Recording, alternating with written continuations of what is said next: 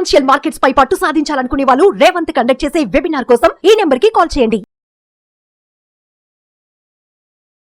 నమస్కారం సుమన్ టీవీ ప్రేక్షకులందరికీ కూడా. మనము చూసుకుంటా ఉంటే మెటల్స్, బంగారం కానీ వెండి కానీ ఎప్పుడు కూడా ఫ్యామిలీ సిల్వర్ అని అంటాము, అంటే ఫ్యామిలీ ఆస్తులు అంటాము. వెండి అనేది ఎక్కువ మటుకు ఏంటంటే మనం కన్జంప్షన్ కోసం, వాడకాని కోసమే తప్ప ఇన్వెస్ట్మెంట్ కోసం చాలా తక్కువగా చూస్తాం. అదే బంగారాన్ని మాత్రం ఇన్వెస్ట్మెంట్గా కూడా చూస్తూ ఉంటాము. అందుకే మనం బంగారానికి చాలా ఆప్షన్స్ ఉన్నాయి, ఇన్వెస్ట్మెంట్కి కూడా అందరూ కూడా ఫాలో అవుతూ ఉంటారు. బట్ ఒక కీ ఫీచర్ చూస్తే ఏంటంటే ఒక లాస్ట్ ఫ్యూ ఇయర్స్ నుంచి బంగారం ఎంత ఇన్వెస్ట్మెంట్ లాగా అవుతుందో వెండి కూడా, సిల్వర్ కూడా అంతే ముఖ్యమైన ఇన్వెస్ట్మెంట్ అవుతుంది. మనం చూసుకుంటే లాస్ట్ 1 ఇయర్లో 32% మనకి వెండి రిటర్న్ ఇచ్చింది, పెరిగింది. ఎనీవేర్ బిట్వీన్ 73,000-74,000 నుంచి ఈవెన్ ₹1,00,000 వరకు కూడా వెళ్ళింది ఇప్పుడు. అండ్ ప్రెడిక్షన్ ఏంటంటే ఇంకొక 1 ఇయర్లో 1,25,000 వరకు కూడా వెళ్ళొచ్చు అనమాట. సో అంటే ఇంకా 15-20% గ్రో అయ్యే అవకాశం కూడా ఉంది. అన్లైక్ మనము బంగారం కన్నా చూసుకుంటా అంటే బంగారం ఏంటంటే మోస్ట్లీ ఆభరణాల కోసం కానీ, ఇన్వెస్ట్మెంట్ కోసం కానీ, ఆర్ మన కరెన్సీకి హెడ్జ్గా వాడతారు. సో దానికోసం. బట్ వెండి వచ్చేసి ఈ పర్పస్లతో పాటు, అంటే ఏంటి, ఆభరణాలతో పాటు ఏంటంటే చాలా ఇండస్ట్రీస్లో కూడా యూజ్ అవుతుంది. సో మీరు ఎలక్ట్రానిక్స్లో చూసుకోండి, సోలార్ ప్యానల్స్లో చూసుకోండి, బ్యాటరీస్లో కానీ, సెమీ కండక్టర్స్. థింగ్ ఏంటంటే ఈ అన్నీ కూడా సన్ రైజ్ ఇండస్ట్రీస్, అంటే ఇప్పుడు ఇవన్నీ రిన్యూవబుల్ ఎనర్జీ ఏదైతే ఉందో, విచ్ ఈజ్ లైక్ ఇప్పుడు ఒక లాస్ట్ 5-10 ఇయర్స్ చూసుకుంటే renewable energy growing at very ర్యాపిడ్గా వెళ్తుంది. ఇప్పుడు నెక్స్ట్ ఫ్యూ ఇయర్స్ కూడా మనము ఈ రిన్యూవబుల్ ఎనర్జీ వెదర్ సోలార్ ప్యానల్స్లోనే అనుకోండి, ఎలక్ట్రానిక్స్లోనే కానీ, బ్యాటరీస్ కూడా, సెమీ కండక్టర్స్ కూడా గ్రోత్ ఇలాగే ఉండొచ్చు, ఇంకా ఎక్కువ ఉండే అవకాశం. సో అలాంటప్పుడు సిల్వర్ అనేది ఇంకా కన్జంప్షన్ ఎక్కువ అయ్యే అవకాశం ఉంది. సో అలాంటప్పుడు డిమాండ్ పెరిగితే కంపల్సరీ సిల్వర్ స్కోప్, అంటే రేట్ పెరిగే స్కోప్ చాలా ఎక్కువగా ఉందన్నమాట. సో అందుకోసమే చాలామంది ఇంతకుముందు సిల్వర్ని ఒక ఇన్వెస్ట్మెంట్గా చూడకపోయినా సరే ఇప్పుడు చూడడం మంచిది.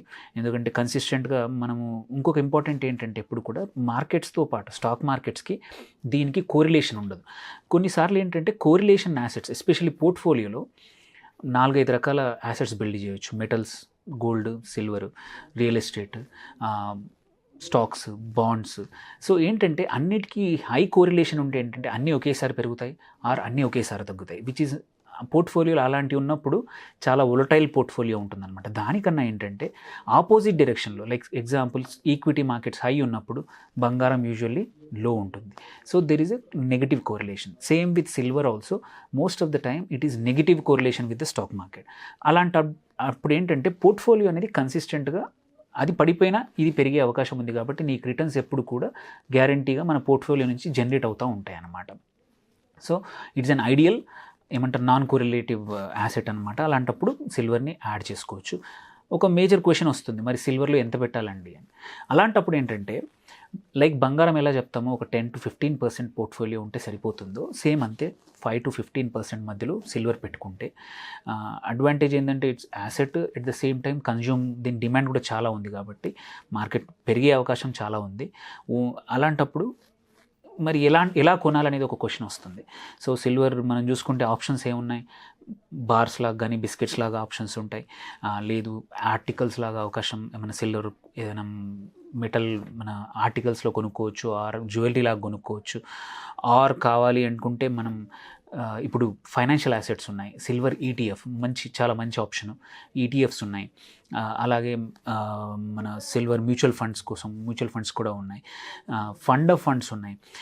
సో ఇలాంటప్పుడు ఏది బెటర్ అని కూడా క్వశ్చన్ వస్తుంది. నెక్స్ట్ ఐడియల్లీ కుదిరితే ఫిజికల్ సిల్వర్ కావాలనుకున్నాం అనుకోండి, కుదిరితే బాండ్స్, మన బార్స్ కొనుక్కోండి, ఆ బిస్కెట్స్ కొనుక్కోండి. బికాజ్ వేస్టేజ్ ఉండదు, సెల్లింగ్ ఆల్సో ఈజీ అవుతుంది.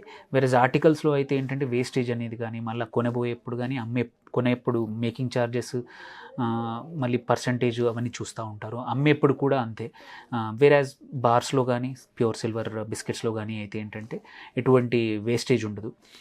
లేదు నేను ఫిజికల్గా నాకు కంఫర్టబుల్ లేను అనుకుంటే ఏంటంటే ఫైనాన్షియల్ యాసెట్, మనకు డీమ్యాట్ ఉంటే చాలు. మీకు చాలా కంపెనీస్ ఈటీఎఫ్స్ ఆఫర్ చేస్తూ ఉన్నాయి. సో ఈ ఈటీఎఫ్స్ వచ్చేసి కొన్ని ఏంటంటే స్ట్రైట్ ఫార్వర్డ్ మనం ఇన్వెస్ట్ చేసిన డబ్బుల్ని ఫిజికల్ సిల్వర్ కొనేసి పక్కన పెడతాయి. So it is a replica of silver price ఎలా పెరుగుతూ ఉంటే ఆర్ తగ్గుతూ ఉంటే మన ఈటీఎఫ్ కూడా అలాగే పెరుగుతూ ఉంటుంది, తగ్గుతూ ఉంటుంది. అండ్ కొన్ని ఏంటంటే సిల్వర్ మైనింగ్ కంపెనీస్లో కానీ సిల్వర్ ప్రాసెసింగ్ కంపెనీస్లో కానీ పెడతారనమాట. Still they are also proxy, silver ప్రైస్కి ప్రాక్సీగానే వర్క్ అవుతాయి. సో అవి కూడా ఒక మంచి ఆప్షన్. సో ఈ అడ్వాంటేజ్ విత్ ఈటీఎఫ్ ఏంటంటే లో కాస్ట్, ఎప్పుడైనా ఎగ్జిట్ అవ్వచ్చు, ఈజీలీ ట్రేడబుల్, మంచి మళ్ళీ ఫండ్స్ కూడా మీకు నిప్పాన్ కానీ ఐసిఐసిఐ కానీ మొత్తం 6-7 ఈటీఎఫ్స్ ఉన్నాయి, సిల్వర్ ఈటీఎఫ్స్. అందులో 4 or 5 హైలీ ట్రేడెడ్. సో మనకి లిక్విడిటీ కూడా ఇష్యూ ఉండదు. అండ్ సో ఈజీలీ చేయొచ్చు అనమాట. సో ఐడియల్గా నిప్పాన్ కానీ ఐసిఐసిఐ కానీ ETF is very good. So మనకేంటంటే మీకు 2-3 years హొరైజన్ ఉందంటే మాత్రం సిల్వర్ని కూడా మీ పోర్ట్ఫోలియో యాడ్ చేయండి. It will also like gold 70-80 వేలు ఉంది, 80 వేల పైన. ఇది వేరేస్ ఇక్కడ KG close to 80,000 to 1 lakh మధ్యలో ట్రేడ్ అవుతూ ఉంది. సో ఇది best option. Silver is also investment. It's not only consumption కోసం కాకుండా పెట్టుబడి కూడా పెట్టడానికి ఒక దారిగా చూసుకోవచ్చు. అండ్ రిటర్న్స్ అన్ని హిస్టారిక్ డేటా కూడా సాలిడ్గా ఉంది. సో గోయింగ్ ఫార్వర్డ్ కూడా మంచి రిటర్న్స్ ఇచ్చే అవకాశం ఉంది. పోర్ట్ఫోలియోలో 5 to 10% పెట్టుకోండి, మంచి లాభాలు పొందండి. థ్యాంక్ యూ అండి.